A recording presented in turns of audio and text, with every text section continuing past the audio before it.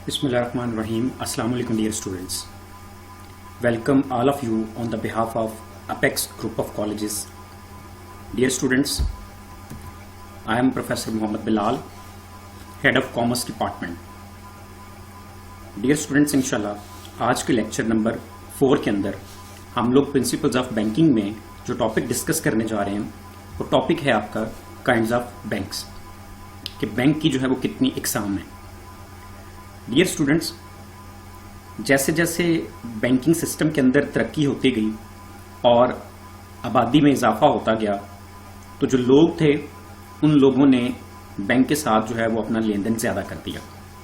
इस तरह से जो बैंक हैं उनके काम में इजाफा होता चला गया. तो बैंक का जो बुनियादी काम था वो लोगों की अमानतें वसूल करना और कर्ज की सहूलत देना था. तो जैसे जैसे लोगों का बैंकों पर एतमाद ज़्यादा हुआ तो लोगों ने अपने बुनियादी फ़राइज़, बैंकों ने अपने बुनियादी फ़राइज़ के साथ साथ मुख्तलिफ दूसरे फ़राइज़ भी सर अंजाम देना शुरू कर दिए, जिसकी वजह से जो है वो बैंकों को अपने फ़राइज़ जो हैं अब वो बेहतर तरीके से सर अंजाम देने में बहुत सी मुश्किलात का सामना करना पड़ा.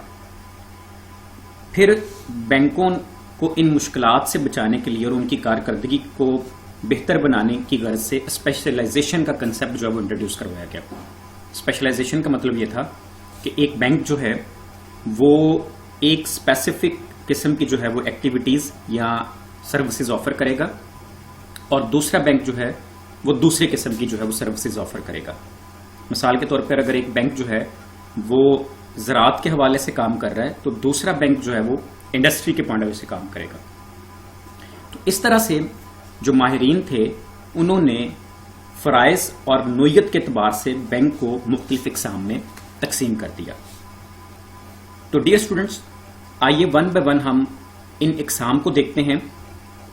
ये आपके सामने आप अपनी स्क्रीन पर देख रहे होंगे कि हमारे पास जो बैंकों की टोटल इक़साम है वो 8 हैं.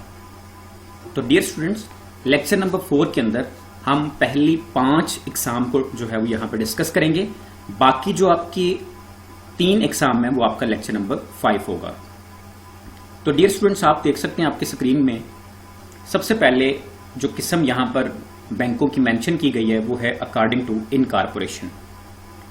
इनकॉर्पोरेशन कह सकते हैं या आप तश्कील कह सकते हैं कि बैंक जो है उसको बनाने के एतबार से, उसकी फॉर्मेशन के एतबार से उसकी कितने एग्जाम है.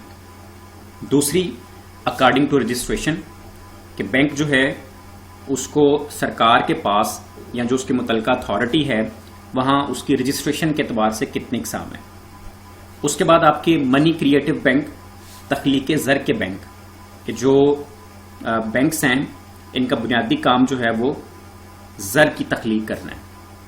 ये इंशाल्लाह आप लोग डिटेल के साथ जो है वो अपने नेक्स्ट टॉपिक्स के अंदर पढ़ेंगे. इसी तरह से अकॉर्डिंग टू ऑनरशिप, मलकियत के एतबार से. 5वीं किस्म जो है वो है डेवलपमेंट बैंक्स, तरक्याती एतबार से. उसके बाद छठी जो किस्म है वो है डोमिसाइल. ये डोमिसाइल बुनियादी तौर पर एरिया को रिप्रेजेंट करता है कि आप किस एरिया से बिलोंग करते हैं, तो अकॉर्डिंग टू डोमिसाइल के एतबार से. 7वीं किस्म जो है वो है अकॉर्डिंग टू फंक्शंस, कि बैंक जो है वो मुख्तलिफ तरह की जो सरगर्मियाँ करते हैं उस एतबार से. और 8वीं जो किस्म है वो है अदर बैंक्स, और कुछ जो है वो मुख्तलिफ बैंक्स जो मुख्तलिफ तरह की सर्विसेज जो है वो ऑफर करते हैं. तो डियर स्टूडेंट्स, लेक्चर नंबर 4 के अंदर आप डिस्कस करेंगे पहली 5 एग्जाम को. तो उसमें सबसे पहले आपके पास जो गिवन है वो है अकॉर्डिंग टू इनकॉर्पोरेशन. तो इसको हम कहते हैं तश्कील के एतबार से. बैंक जो है वो उसके जो इब्तदाई मराहिल हैं उनके पॉइंट ऑफ व्यू से, उस लिहाज से जो है वो बैंकों को 2 इक़साम में तकसीम किया गया है. पहली किस्म जो है वो है चार्टर्ड बैंक और दूसरी किस्म जो है वो है स्टैट्यूटरी बैंक. चार्टर्ड बैंक कहते हैं शाही बैंक को. शाही बैंक आमतौर पर जिस मुल्क के अंदर बादशाहत जो है वो कायम हो तो उस मुल्क का जो बादशाह है उसके हुक्म के तहत जो बैंक कायम किया जाएगा उसको हम शाही बैंक कहते हैं. इसकी जो मिसाल हमारे पास है वो इंग्लैंड के अंदर चार्टर्ड बैंक ऑफ इंग्लैंड था, जो कि इंग्लैंड की जो मलका एलिज़ाबेथ है उनके हुक्म से जो है वो कायम हुआ. उसके बाद दूसरी किस्म है तश्कील के एतबार से स्टैट्यूटरी बैंक, आईनी बैंक। तो आईनी बैंक जो होता है ये किसी मुल्क का जो सदारती हुक्मनामा जारी हो या उस मुल्क की जो पार्लियामेंट है अगर वो वजूद में है तो उसके किसी खसूसी कानून के तहत जो है वो अगर बैंक कायम किया जाए तो ऐसे बैंकों को हम आईनी बैंक कहते हैं। तो बुनियादी तौर पे आईनी बैंक जो है इनका मकसद अवाम की फलाह व बहबूद है और मुनाफा कमाना इनकी जो है वो कह लें सानवी जिम्मेदारी या सानवी जो है वो इनका मकसद होता है। पाकिस्तान के अंदर स्टेट बैंक ऑफ पाकिस्तान इसकी एग्जाम्पल है, ज़री तरक्याती बैंक इसकी एग्जाम्पल है। दूसरे नंबर पर हमारे पास जो किस्म है वो है अकॉर्डिंग टू रजिस्ट्रेशन। रजिस्ट्रेशन से मुराद ये है कि बैंक जो है जब उसको बनाया जाता है तो बैंक एक मसनूई शख्स की हैसियत जो है उसकी होती है और मसनूई शख्स जो है जब तक कानून में या जो उसका मुतलका इदारा है, मुतलका अथॉरिटी है, उसके पास उस बैंक का कोई रजिस्ट्रेशन ना हो, उसका नाम वहां दर्ज ना हो, तब तक उस इदारे या उस बैंक की जो मसनूई शख्स की हैसियत है उसको कोई भी तस्लीम नहीं करता। तो उस एतबार से रजिस्ट्रेशन के एतबार से हमारे पास जो दो किस्में हैं उसमें एक स्केड्यूल्ड बैंक है और एक नॉन स्केड्यूल्ड बैंक है। स्केड्यूल्ड बैंक हम कहते हैं फहरिस्ती बैंक को। तो ऐसा बैंक जो हमारे मरकजी बैंक की फहरिस्त में शामिल हो और मरकजी बैंक ने जो पॉलिसीज डिफाइन की हैं, जो पॉलिसीज वजह की हैं, उनके मुताबिक मुल्क के अंदर जो है वो अपने बैंकारी के फ़राइज़ को सर अंजाम देता हो, ऐसे बैंक को हम स्केड्यूल्ड बैंक या फहरिस्ती बैंक कहते हैं। हमारे मोस्टली जितने यहाँ पे कमर्शियल बैंक्स हैं जिसके अंदर जो है वो हबीब बैंक लिमिटेड है, अलाइड बैंक लिमिटेड है, मुस्लिम कमर्शियल है, अल्फला है, मिजान इस्लामिक बैंक है, ठीक है जी। तो ये जितने बैंक्स हमारे यहाँ पे हमारे इर्द गिर्द नजर आते हैं ये सारे स्केड्यूल्ड बैंक्स हैं। इनके कह लें कि जो टाइमिंग से लेकर इनके अंदरूनी मामलात तक के जो पॉलिसीज हैं वो हमारा सेंट्रल बैंक जो मुल्क के अंदर जिसको हम स्टेट बैंक ऑफ पाकिस्तान कहते हैं वो वजह करता है। दूसरी किस्म है इसके अंदर non scheduled bank. Non scheduled bank हम कहते हैं जो बैंक जो है वो आपका गैर फहरिस्ती बैंक हो। गैर फहरिस्ती बैंक जो है वो हम ऐसे बैंक को कहते हैं जो कि स्टेट बैंक जो है मरकजी बैंक जो होता है किसी भी मुल्क का, जैसे कि पाकिस्तान के अंदर स्टेट बैंक है, उसकी फहरिस्त में शामिल ना हो। तो ऐसा बैंक जो होता है वो फिर मरकजी बैंक की जो शराइत हैं और पाबंदियां हैं उनसे आज़ाद होता है। पाकिस्तान के अंदर उसकी एग्जाम्पल है सिंध सूबाई अमदादी बैंक। इसके बाद डियर स्टूडेंट्स हमारे पास जो तीसरी किस्म है वो है मनी क्रिएटिव बैंक या तख्लीक ज़र के बैंक। उसमें सबसे पहले है सेंट्रल बैंक और दूसरा है कमर्शियल बैंक। सेंट्रल बैंक कहते हैं मरकजी बैंक को। किसी भी मुल्क के अंदर उस मुल्क की जो ऑफिशियल करेंसी है उस करेंसी को प्रिंट करना और उसको जारी करने की जो जिम्मेदारी है वो उस मुल्क के मरकजी बैंक के पास होती है। पाकिस्तान के अंदर जितने भी करेंसी नोट हैं आप उनके ऊपर देखते हैं लिखा होता है स्टेट बैंक ऑफ पाकिस्तान। तो हुकूमत ने स्टेट बैंक ऑफ पाकिस्तान को खसूसी तौर पर इजाजत दी हुई है, अथॉरिटी दी हुई है जिसके तहत जो है वो मुल्क के अंदर करेंसी जो है वो जारी करता है, जिसमें आपके पास 10 रुपए का नोट है, 20 रुपए का नोट है, 50 का है, 100 का है, 500 का, 1000 का और फिर 5000 का। अब स्टेट बैंक जो है इसका जो बुनियादी मकसद होता है वो मुल्क के अंदर जो मैशत है उसकी तरक्की में जो है वो तवाज़ुन बरकरार करना है। मुल्क के अंदर जितने बैंकारी की सर्विसेज जितने इदारे फ्राहम कर रहे हैं उनके कारोबार की निगरानी करना है और मरकजी बैंक जो है ये बैंकों के लिए आखिरी पनाहगाह साबित होता है। इसके जो फ़राइज़ हैं उनमें करेंसी का इजरा है, बैंकों का जो नकद सरमाया होता है उसको अपने पास महफूज रखता है, बैंकों के लिए हिसाब घर का काम करता है, उनकी कारकर्दगी के हवाले से कवानीन मुरतब करता है, ठीक है जी, और मुल्क के अंदर जो ज़र की मिकदार है उसको कंट्रोल करता है। तो इसका आप कह सकते हैं कि इसके जो रिस्पॉन्सिबिलिटी है, इसकी जो जिम्मेदारी है, इसका जो किरदार है वो सुपरविजन का है। ये निगरानी करता है मुल्क के अंदर पूरे बैंकिंग निज़ाम की और इसके साथ साथ ये मैशत में भी बड़ा अहम किरदार अदा करता है। दूसरे नंबर पे है कमर्शियल बैंक्स, तजारती बैंक्स। तो ऐसे तमाम बैंक्स जिनका बुनियादी मकसद जो है वो नफ़ा कमाना है और आमतौर पे ऐसे बैंक्स जिनका आम आवाम के साथ जो है डीलिंग होती है। आम आवाम जिन बैंकों में अपनी अमानतें जमा करवाती हैं, ज़रूरतमंद लोग जिस बैंक से कर्जा लेते हैं वहाँ पे अपनी कीमती अशिया हिफाजत के लिए रखते हैं, ऐसे तमाम बैंक्स को हम कमर्शियल बैंक कहते हैं। मिसाल के तौर पे उसमें हमारे पास जो है वो अल्फला बैंक है, हबीब बैंक लिमिटेड है, UBL है, अलाइड बैंक है, अस्करी बैंक है, ये सारे हमारे कमर्शियल बैंक्स हैं। उसके बाद हमारे पास नेक्स्ट है जी मलकियत के एतबार से, अकॉर्डिंग टू ऑनरशिप। तो मलकियत के एतबार से हमारे पास जो बैंकों की इकसाम है उसमें पहली किस्म है गवर्नमेंट बैंक्स, हुकूमती बैंक्स। अब ये जो गवर्नमेंट बैंक हैं بنیادی طور پہ یہ ایسے کہہ لیں کہ بینک ہیں جو کسی ملک کی مرکزی یا صوبائی حکومت کی ملکیت ہیں. ٹھیک ہے جی. جو ہمارے پاکستان کے اگر ہم اگزامپل لیں تو یا ہمارے وفاقی حکومت کی ملکیت ہو یا پھر ہمارے جو ہے وہ صوبائی حکومت کی ملکیت ہو.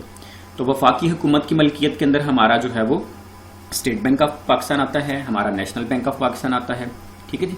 تو اس طرح سے اگر ہم بات کریں صوبوں کے لیول پہ, تو صوبوں کے لیول پہ جو بینک ہے اس میں ہمارے پاس سندھ بینک ہے جو کہ سندھ گورنمنٹ کے اندر آتا ہے, سندھ گورنمنٹ کی وہ کہہ لیں کہ ملکیت میں ہے.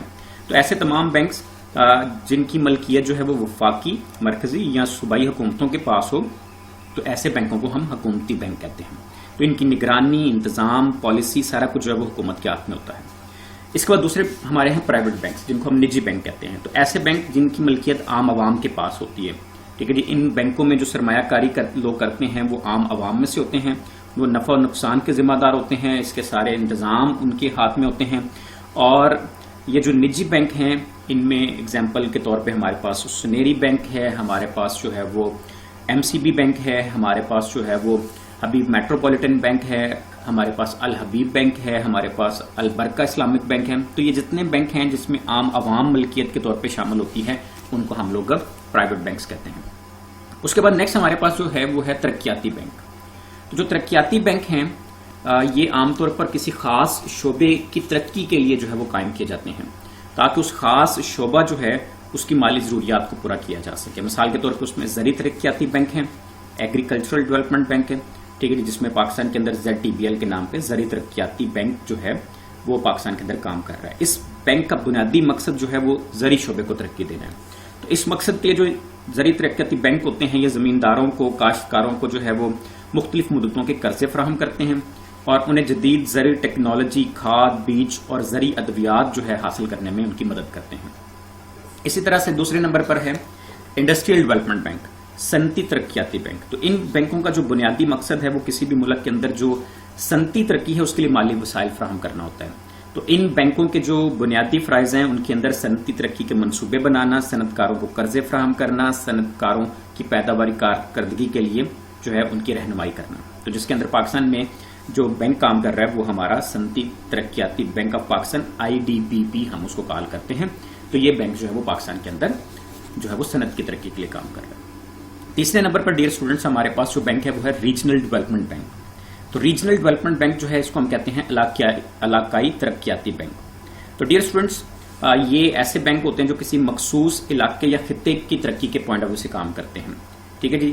اور ان بینکوں کا جو بنیادی فرائض کے اندر ہے وہ ہے کہ اس اپنے علاقے کے لوگوں کی فلاح و بہبود اور وہاں کے لوگوں کی جو معیار زندگی ہے اس کو بہتر کرنے میں اہم کردار ادا کرنا ہے, جس میں ایشین ڈیولپمنٹ بینک, ایشیائی ترقیاتی بینک جو ہے وہ ایشیا کے پوائنٹ آف ویو سے کام کر رہا ہے. اس کے بعد چوتھے نمبر پر ہے انٹرنیشنل ڈیولپمنٹ بینک, بین الاقوامی ترقیاتی بینک. تو ڈیئر اسٹوڈنٹس یہ ایسے بینک ہوتے ہیں جو عالمی سطح پر تمام ممالک کے لیے جو ہے وہ ان کی صنعتی, زرعی اور معاشرتی فلاح و بہبود کے لیے جو ہے وہ کام کر رہے ہوتے ہیں. ٹھیک ہے. ان کا بنیادی مقصد اوور آل پوری دنیا کے اندر جو لوگ ہیں ان کے معیار زندگی کو بہتر کرنا ہے, جس میں ورلڈ بینک ہے, international bank of reconstruction and development وغیرہ ہے. تو ڈیئر اسٹوڈنٹس یہ آپ کا لیکچر نمبر 4 تھا جس کے اندر آپ نے بینکوں کی اقسام میں سے پہلی 5 اقسام کو جو ہے وہ ڈسکس کی ہے. تو اس حوالے سے ڈیئر اسٹوڈنٹس جو ہے وہ آپ اپنے ٹیکسٹ بک جو ہم نے ریکمینڈ کی ہے وہاں سے آپ اس کو کنسلٹ کر سکتے ہیں. باقی انشاءاللہ ہم لوگ جو ہے وہ اپنے نیکسٹ لیکچر کے اندر جو ہے وہ اپنا باقی اس کویشچن کا پورشن جو ہے انشاءاللہ اس کو ہم ڈسکس کریں گے. تو اللہ پاک سے دعا کرتے ہیں کہ اللہ پاک آپ کی زندگی میں آسانیاں پیدا فرمائے, اللہ پاک آپ کو آسانیاں تقسیم کرنے کی توفیق عطا فرمائے. السلام علیکم.